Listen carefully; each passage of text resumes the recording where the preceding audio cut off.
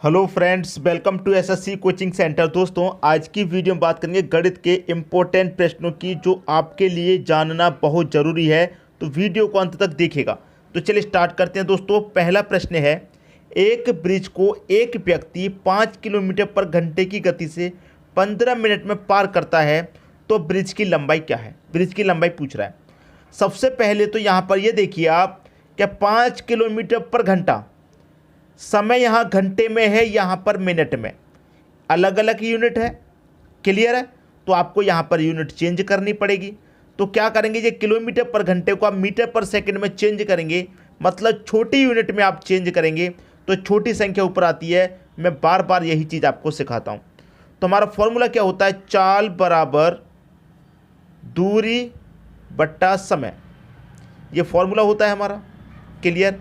अब देखिए, हम चाल को मीटर पर सेकंड में बनाएंगे। चाल हमारी है कितनी? चाल है हमारी 5 किलोमीटर पर घंटे की।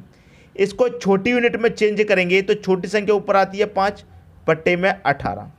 5 पच्चे 25 हो जाएगा, बट्टे में कितना? 18। तो 25 बट्टे 18 मीटर पर सेकेंड। ये हमने चाल को चेंज कर लिया, किलोमीटर से मीटर पर सेकेंड में हमने इसको चेंज कर लिया। ये हमारी चाल हो गई। तो चाल कितनी होगी हमारी? 25 बट्टे 18 हमारी चाल हो गई। 25 बट्टे 18 बराबर दूरी पूछ रहा है कितनी है, नहीं पता, उसे एक्स मान लेते हैं। समय कितना दे रखा है? 15 मिनट का। अब देखिए दोस्तों, समझिए प्रश्न को। यहाँ समय हमारा किस में था? सेकंड में।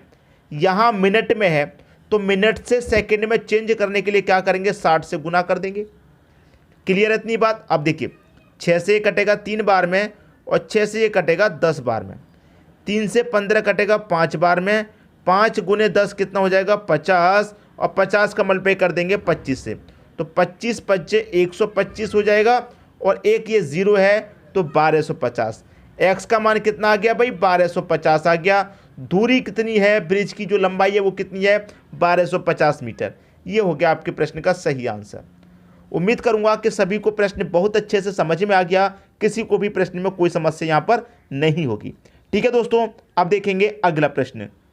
अगला प्रश्न है, बामन के बट्टे में x बराबर रूट में दे रखा है 169 डिवाइडेड बाई 289 है, तो x का मान है। इस x का मान पूछ रहा है क्या होगा।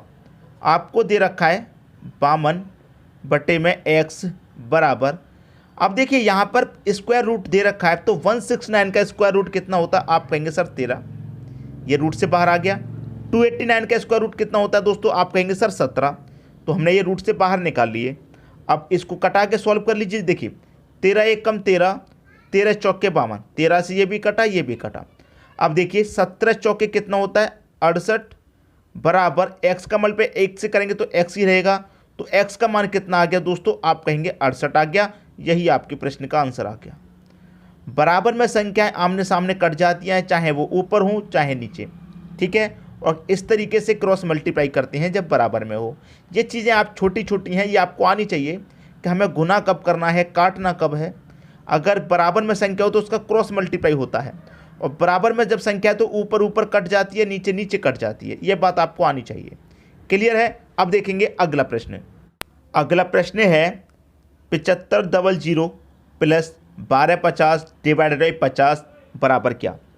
इस तरीके के जो प्रश्न होते हैं, कहीं पर प्लस है, कहीं पर डिवाइड, कहीं पर गुना, कभी कभी संख्या ब्रैकेट में भी होती है, तो उसके लिए क्या करते हैं? बोर्ड मास का नियम अप्लाई करते हैं। किसका? बोर्ड मास का। बोर्ड मास। वैसे तो मैंने इसके लिए अलग से वीडियो बना रखा है। अब देखिए, बी का मतलब है ब्रैकेट, ठीक है, चाहे कोई सा भी ब्रैकेट हो। सबसे पहले प्रश्न में अगर ब्रैकेट दे रखा है तो ब्रैकेट सोल्व करेंगे। ओ का मतलब होता है ऑफ, कहीं पर अगर ऑफ दे रखा है प्रश्न में तो ऑफ सॉल्व करेंगे, और ऑफ का जो साइन होता है दोस्तों मैं आपको बता दूं, वो गुने का साइन होता है। ठीक है। डी का मतलब डिवाइड सॉल्व करेंगे। एम का मतलब मल्टीप्लाई सॉल्व करेंगे। ए का मतलब एडिशन, एडिशन मतलब प्लस। एस का मतलब सब्सट्रैक्शन, सब्सट्रैक्शन मतलब माइनस। तो ऊपर से चलते हैं हम। बी का मतलब ब्रैकेट कहीं पर दे रखा है? नहीं। ऑफ कहीं लिख रखा है? नहीं। डी का मतलब डिवाइड कहीं दे रखा है? आप कहेंगे सर बिल्कुल डिवाइड दे रखा है। तो सबसे पहले अब हमें डिवाइड सॉल्व करना है। ठीक है, तो डिवाइड सॉल्व करेंगे। 50 से डिवाइड देंगे 1250 में, तो दीजिए। देखिए, 0 से तो 0 कट जाएगा डिवाइड में, 5 से कटाएंगे, इसको कितनी बार में कटेगा भाई? 5 दूने का 10, 2 बचेगा 25, 5 बच्चे 25, मतलब 25 बार में ये कट गया। तो इसका पूरे का सॉल्यूशन हमारा 25 आया।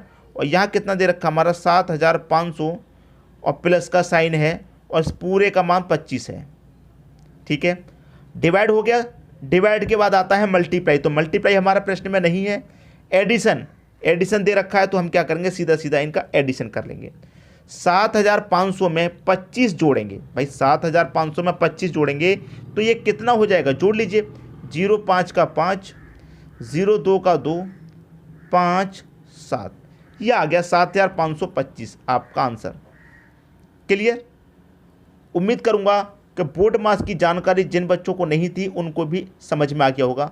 ज़्यादा नहीं तो आप बोर्ड मास का इतना सा सीख लिया तो आप इस तरीके के सभी प्रश्नों को सॉल्व करेंगे। याद रखिएगा, ब्रैकेट को सॉल्व करेंगे प्रश्न में अगर ब्रैकेट होगा तो, ब्रैकेट नहीं है तो ऑफ को सॉल्व करेंगे, ऑफ भी नहीं रखा तो डिवाइड, डिवाइड भी नहीं होगा तो मल्टीप्लाई।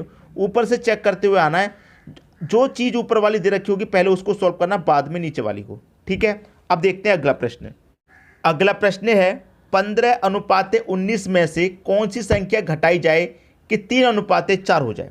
देखिए 15:19, अनुपात का मतलब आप जानते हैं बटा भी होता है, तो मैं 15/19 लिख सकता हूँ। कौन सी संख्या घटाई जाए, नहीं पता कौन सी संख्या घटानी है तो मैं x को घटा लेता हूँ, नहीं पता तो हमने x घटा लिया। अनुपात कितना हो जाए, 3:4, अनुपात का मतलब बटा भी होता है तो मतलब 3/4 हो जाए। मैंने क्या बताया, बराबर में संख्या हो तो क्रॉस मल्टीप्लाई होता है। 4 पंजे कितना होता है, 4 का मल्टीप्लाई 15 से करेंगे, 15 चौके 60, ठीक है, माइनस 4 का मल्टीप्लाई x से करेंगे 4x बराबर 19 त्रिक का 57 होता है, 57 माइनस 3 का x से मल्टीप्लाई करेंगे तो 3x। x वाली संख्या एक तरफ ले लो, ठीक है, x वाली संख्या हम एक तरफ लेंगे। देखिए अब मैं यहाँ पर लूँगा, चाहे मैं 4x को इधर ले लूँ, चाहे मैं 3x को इधर ले लूँ। देखिए माइनस का 3x है, इधर आके प्लस का 3x, तो 4x में से प्लस का 3x घटेगा तो सिर्फ x बचेगा। ये संख्या मैंने इधर ले ली, अब मैं इसको इधर लूँगा। प्लस का 60, इधर आके माइनस का 60, तो माइनस के 60 में से मैं प्लस का 57 घटाऊँगा तो माइनस का 3 बचेगा कि नहीं बचेगा। आई बात समझ में? देखिए मेरा ये माइनस का 3x था, मैं इधर लेके आया तो प्लस का 3 हो गया, तो -4 में से प्लस का 3 घटा तो माइनस का 1x बचेगा। प्लस का 60, इधर आके माइनस का 60, तो माइनस में 60 में 57 घटेगा तो माइनस का 3, माइनस से माइनस कटेगा, x बराबर 3 आंसर। भाई हमसे क्या कह रहा था, कौन सी संख्या घटाई जाएगी, 3 संख्या घटाई जाएगी, तो हमारा कितना आ जाएगा, 3:4 आ जाएगा। ये आपके प्रश्न का सही आंसर हो गया। क्लियर हुई बात? अब देखते हैं अगला प्रश्न। अगला प्रश्न है n × n+1 का HCF निकालें यदि n प्राकृतिक संख्या है। प्राकृतिक का मतलब होता है लगातार, n हमारी प्राकृतिक का आ गया है। प्राकृतिक का मतलब लगातार, जैसे 1 2 3 4 5 6 इस तरीके से लगातार। ठीक है, अब देखिए n की जगह अगर मैं 1 मानूँ, n मान लिया 1, तो n की जगह 1 में 1 जोड़ेंगे तो ये कितना हो जाएगा, पूरा का टोटल 2, तो 1 हुआ 2 हुआ, आगे क्या आएगा, 3 आएगा 4 आएगा, इस तरीके से। चलिए मैं n की जगह अगर 2 मान लूँ तो यहाँ पर n की जगह 2 में 1 जोड़ूंगा 3 हो जाएगा, फिर 4 5 ऐसे चलेगा। तो n की जगह कोई भी संख्या रखेंगे उसके बाद में उसकी अगली संख्या ही आएगी, और इस तरीके से जब संख्या आती है लगातार तो उसका HCF हमेशा 1 होता है, याद रखिएगा। उसका जो HCF होगा वो 1 होगा, यही आंसर आ गया। कैसे 1 होगा मैं आपको बता दूं। इस 2 का HCF और 3 का HCF क्या होगा, 2 3 का 1 ही होगा। 4 को भी ले लीजिए भाई, 2 से कटाएंगे 4 भी कट जाएगा, 2 भी 3 नहीं कटेगा। 5 भी ले लीजिए, 2 से ये दोनों कट जाएंगे ना, 5 कटेगी ना 3, 3 ले लेंगे तो सिर्फ 3 कटेगा, 5 ले लेंगे सिर्फ 5, लेकिन 1 ही सबको काट पाएगी। तो लगातार जब संख्या होती है तो उनका HCF क्या होता है, 1 होता है। 1 आपका आंसर आ गया। अब देखते हैं अगला प्रश्न। अगला प्रश्न है 2 संख्याओं का योग 14 है तथा उनके वर्ग का अंतर 56 है, तो वो संख्याएं क्या हैं। देखिए 2 संख्याओं का योग, पहली संख्या x ले लिया हमने, दूसरी संख्या y ले ली, दोनों का योग कितना है, 14 है। क्लियर? उनके वर्ग का अंतर 56 है। जो हमारे पास 2 संख्या हैं उनके वर्ग का जो अंतर है वो 56 है। मतलब 2 संख्या हमारे पास x और y हैं, उनके वर्ग का अंतर कितना है, 56 है। अब देखिए हम ऐसी कौन सी संख्या लें जिनका स्क्वायर करेंगे मतलब वर्ग करेंगे और अंतर करने पर 56 आ जाए, ऐसी कौन सी संख्या होंगी। देखिए अगर मैं x को 9 ले लूँ और y को 5 ले लूँ तो दोनों का योग हमारा कितना होता है, 9 और 5 14, दोनों संख्याओं का योग 14 है तो दोनों का 14 आएगा। ठीक है, अब दोनों संख्याओं का अगर मैं वर्ग करूँ, ठीक है, और उनका क्या करूँ अंतर, 56 आना चाहिए। तो 9 का वर्ग कितना होता है 81, 5 का वर्ग 25 होता है, ठीक है, और 81 में से मैं 25 को घटा दूंगा 56 आता है। ठीक है, क्लियर हुई। तो हमें यह पता चल गया कि पहली संख्या हमारी 9 है और दूसरी संख्या जो y थी वो हमारी 5 है। पहली संख्या हमारी 9 है x, दूसरी संख्या 5 है, दोनों को जोड़ेंगे तो 14 मिलेगा। दोनों संख्या हमें पता चल गई। क्लियर हुई इतनी बात। तो हमसे क्या पूछ रहा है, संख्याओं का अंतर, जो हमारे पास x और y संख्या है उनका अंतर पूछ रहा है। तो x हमारे पास 9 है, y हमारे पास 5 है, अंतर पूछ रहा है तो 9 में से 5 जाएगा, कितना आएगा, 4 ही तो आएगा। यही हमारे प्रश्न का आंसर हो गया। सभी को अच्छे से समझ में आ गया प्रश्न। अब देखेंगे अगला प्रश्न।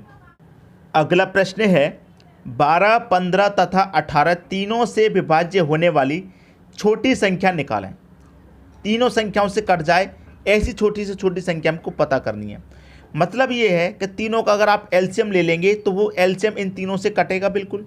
तो ठीक है, कभी भी आपको इस तरीके का प्रश्न मिल जाए और आपको एलसीएम निकालने का ट्रिक नहीं आता तो आप क्या करें, जो बेसिक तरीका है एलसीएम का उसी से निकालें, उससे कभी आंसर गलत भी नहीं आता और कम समय भी लगता है। देखिए आपको निकालना है 12, 15 और 18 का एलसीएम। ठीक है, ज़्यादा समय नहीं लगता दोस्तों। आप 2 से कटाएंगे, 12 कटेगा 6 बार में, 15 नहीं कटेगा, ये कटेगा 9 बार में। ठीक है, फिर 2 से कटाएंगे, ये 3 बार में कटेगा, 15 नहीं कटेगा और 9 भी नहीं कटेगा। अब 3 से कटाएंगे, ये गया, ये 5 बार में जाएगा, ये 3 त्रिक का 9। अब फिर 3 से अगर आप कटाएंगे तो 5 नहीं कटेगा, ये कट गया। अब 5 से कटा देंगे तो ये 5 भी कट गया। ज़्यादा समय लगा, 5 त्रिक का 15, 15 त्रिक का 45, 45 दूने का 90 और 90 दूने का 180। तो एलसीएम कितना आ गया, 180 आ गया। और एलसीएम ही क्या है, आपका आंसर है भाई। एलसीएम क्या है, आपका आंसर छोटी से छोटी संख्या हमारी 180 है जो इन तीनों से कटेगी। 180 12 से भी कटेगा, 15 से भी कटेगा और 18 से भी कटेगा। ठीक है, तो आपको बेसिक जो तरीका होता है एलसीएम लेने का, उसी से एलसीएम निकालें। किसी ट्रिक के चक्कर में ना पड़ें, ट्रिक्स में समय भी ज़्यादा लग जाएगा और हो सकता है आंसर भी गलत आए। जो बेसिक तरीका है इसको आप इस्तेमाल करेंगे तो कभी आंसर गलत नहीं आएगा। क्लियर हुई बात। तो मैं उम्मीद करूंगा कि सभी को प्रश्न अच्छे तरीके से समझ में आ गया, किसी को भी प्रश्न में कोई समस्या नहीं होगी। ठीक है दोस्तों, वीडियो देखने के लिए आपका बहुत बहुत धन्यवाद।